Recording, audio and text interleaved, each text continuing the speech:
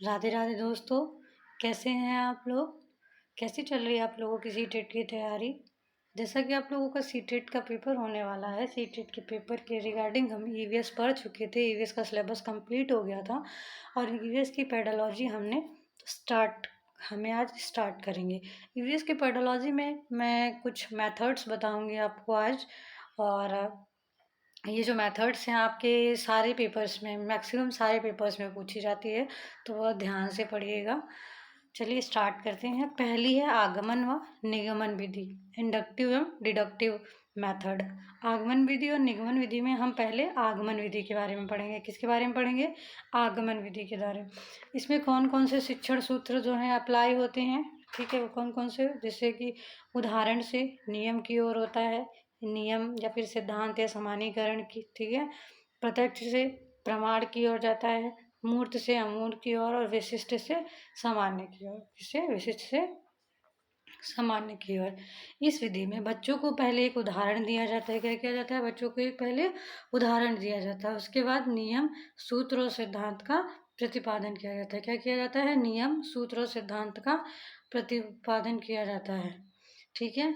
फिर आगमन विधि क्या होती है? आगमन विधि ये होती है कि पहले हम उदाहरण बताते हैं, उसके बाद नियम बताते हैं।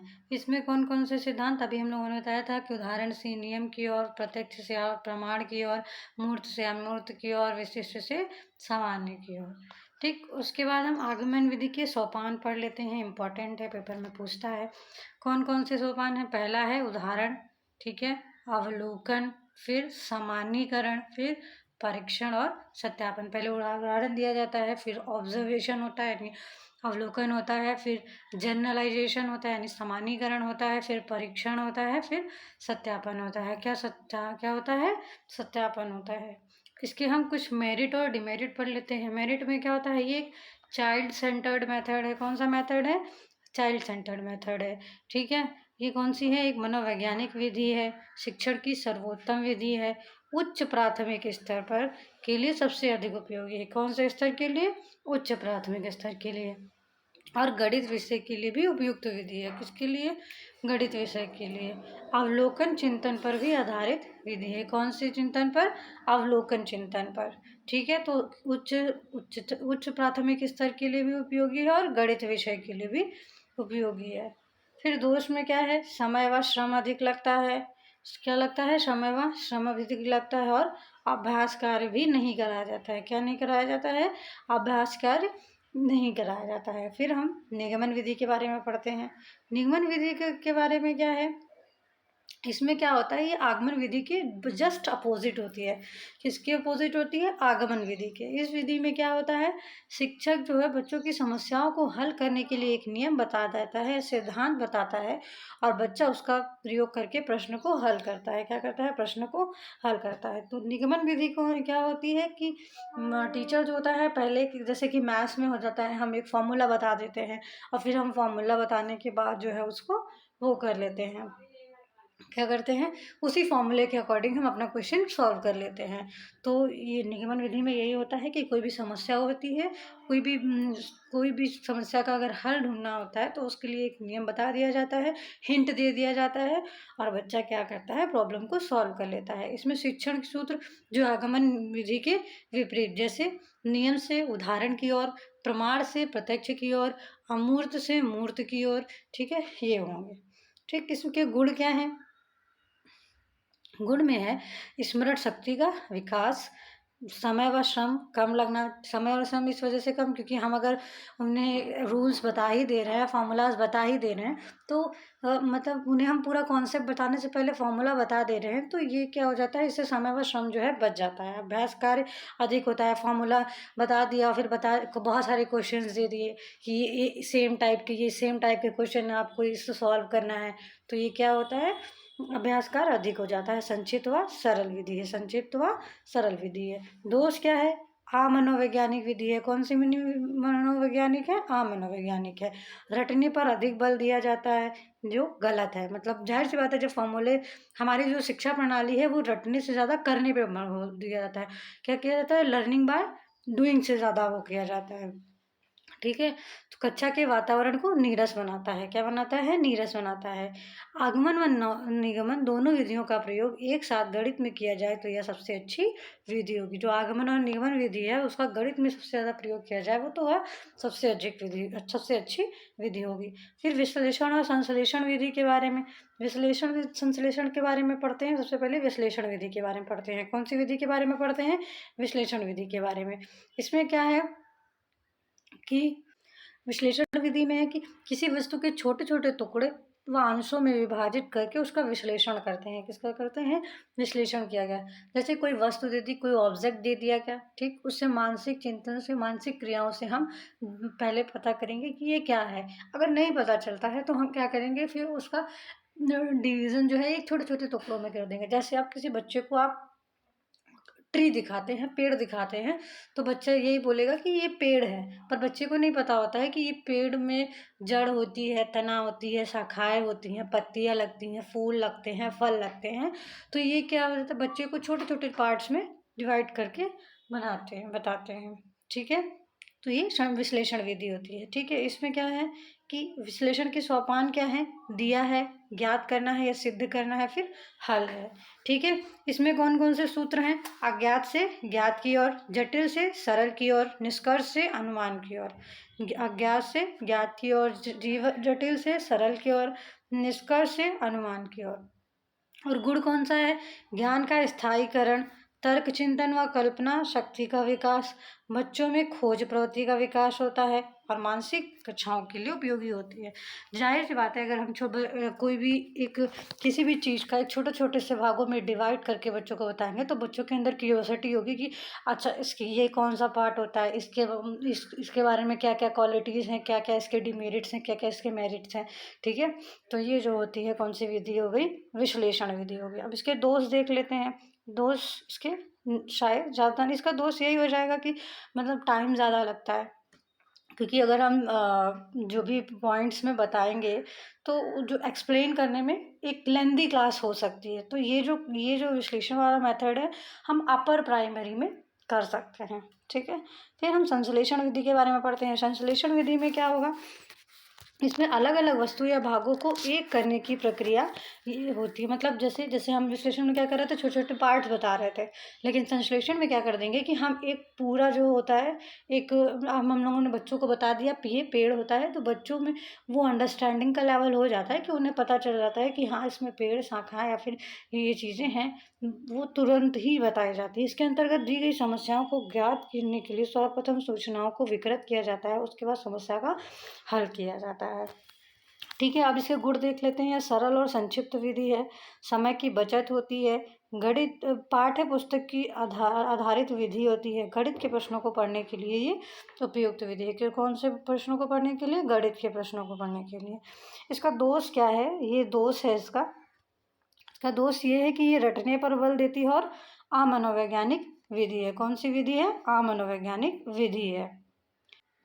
एक बहुत इम्पोर्टेंट मेथड पढ़ते हैं, अभिक्रमित अनुदेशन की विधि। अभिक्रमित अनुदेशन विधि क्या होता है? अभिक्रमित का मतलब होता है क्रम या फिर योजना, मतलब अभिक्रमित मतलब एक क्रम में, ठीक है, एक योजनाबद्ध तरीके से बोल सकते हैं। अनुदेशन का मतलब सूचना देना, क्या करना है? इन्फॉर्मेशन देना होता है।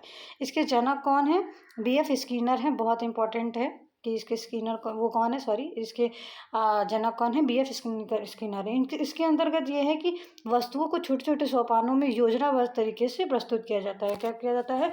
वस्तुओं को छोटे-छोटे पार्ट्स में एक सेंट्रलाइज़ मेथड में हम रिप्रेज़ेंट करते हैं। इसमें बालक स्वयं की गति से सीखता है। कैसे सीखता है? स्वयं की गति से स्वयं सीखता है। स्वयं अध्ययन करता है और तत्काल अपने उत्तर की जाँच करता है। क्या करता है? बालक स्वयं गति से सीखता है, स्वयं अध्ययन करता है और तत्काल अपने उत्तर की जांच करता है। भारत में अभिक्रमित अनुदेशन का उपयोग 1863 में इलाहाबाद में किया गया था। कब किया गया था? 1963 में इलाहाबाद में किया गया था। Sorry for the mistakes. पहली बार स्वचालित पुस्तक का निर्माण जो है वो स्किनर ने किया था। किसने किया था? स्किनर ने किया था, जो व्यक्तिगत अनुदेशन पर आधारित है। किस पर आधारित है? व्यक्तिगत अनुदेशन पर। अभिक्रमित अनुदेशन के सिद्धांत कौन कौन से हैं?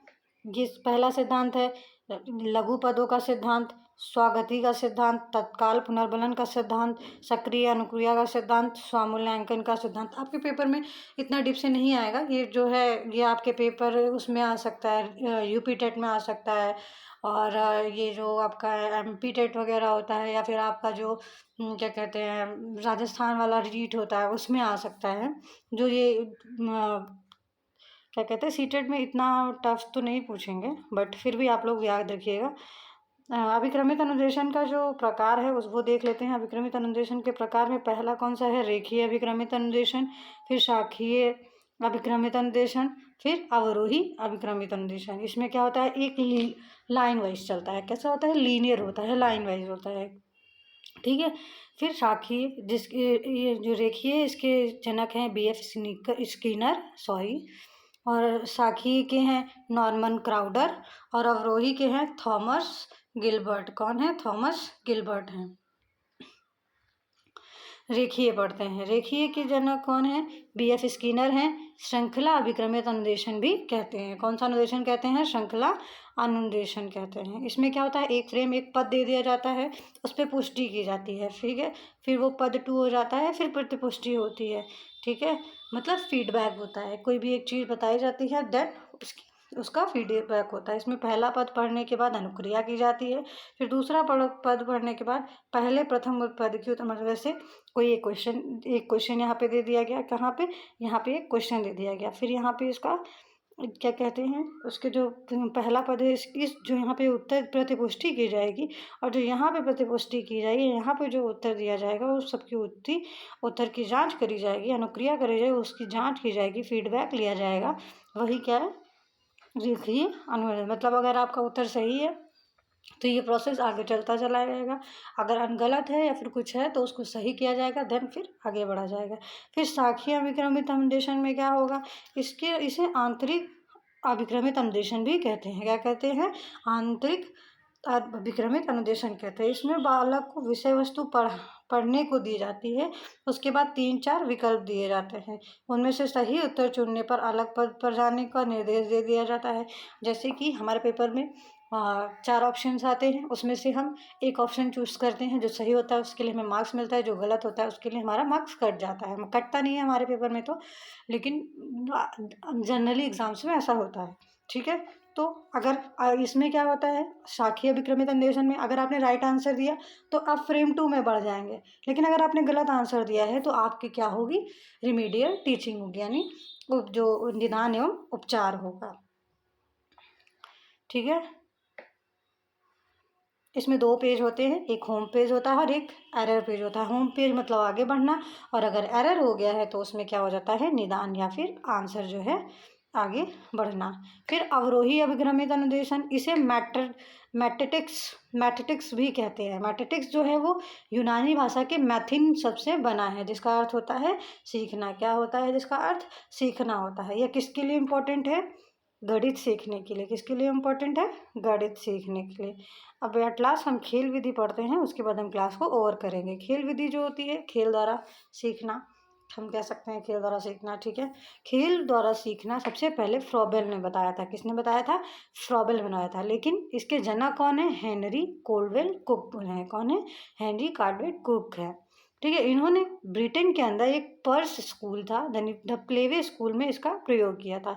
खेल विधि में भाषा शिक्षण के लिए सर्वाधिक उपयोगी होती है। कौन से शिक्षण के लिए, भाषा शिक्षण के लिए, और प्राथमिक शिक्षा के लिए भी मानी जाती है, क्योंकि इसमें बच्चे जो हैं वो दिल से कार्य करते हैं। छोटे बच्चों को खेलना जनरली बहुत पसंद होता है, तो इसमें क्या होता है कि बच्चों को खेल विधि के द्वारा सिखाने की कोशिश करी जाती है। जितना भी जो भी सिखाया जाता है वो खेल विधि के द्वारा ही सिखाया जाता है। हेनरी कार्डवेल कुक ने बोला है कि खेल बालक का स्वाभाविक प्रवृत्ति है, जितना मन बालक का खेल में लगता है उतना किसी और में नहीं लगता है। खेलना क्या है, बच्चों की एक स्वाभाविक प्रकृति है। कौन सी प्रकृति है, स्वाभाविक प्रकृति है। जितना बच्चा खेलने में मन लगाता है उतना जो है वो किसी और कार्य में नहीं लगाता है। इसकी विशेषताएं पढ़ लेते हैं। इसकी विशेषता ये है कि अच्छी एवं उपयोगी आदतों का निर्माण होता है। कौन सी अच्छी और उपयोगी आदतों का, भाषा शिक्षण में उपयोगी होती है, किसमें उपयोगी होती है? भाषा शिक्षण में उपयोगी होती है, प्राथमिक स्तर में उपयोगी होती है और सामाजिक नैतिक गुणों का विकास होता है। कौन से गुणों का विकास होता है? सामाजिक और नैतिक गुणों का। आज के लिए हम इतना ही पढ़ेंगे। कल आप लोग मुझे कमेंट करके बताइएगा कि आगमन विधि जो है कौन से शिक्षण सूत्र पर आधारित होती है और जो हमारी अभिक्रमित अनुदेशन है उसको कितने प्रकार में बांटा गया है। आज के लिए हम इतना ही पढ़ेंगे। आप लोग ऐसे ही प्लीज़ लाइक और सब्सक्राइब करते रहिए ताकि मैं आप लोगों को और अच्छा कंटेंट प्रोवाइड कर सकूं। Thank you for watching.